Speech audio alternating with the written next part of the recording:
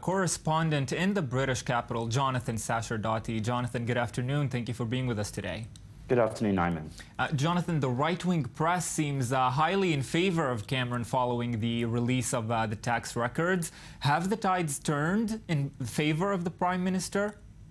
Well, all along through this story, there's been something of a split between the right-wing and the left-wing press, with newspapers like The Guardian obviously taking Cameron to task for his involvement in these Panama Papers through his father's name being found there, and papers on the other side, on the right wing, taking a more favourable tone in their analysis of what's been going on. We've seen even The Sun today going through Jeremy Corbyn, the opposition leader's tax return, which was released yesterday after he lost it during the 6 days previously, with a fine-tooth comb, and they found a few £100s they say that he did not pay in some of his earnings, he did not pay tax on. And they claim that that means that for the tune of a few £100s, he's in fact guilty of tax evasion, whereas David Cameron isn't guilty of anything illegal. This just is one example of how the different press have tried to take sides on this issue according to their traditional outlook on British politics. And Jonathan, the media aside, what about public opinion? Has he survived the Panama Papers leak, or is it too early to make this statement at this point?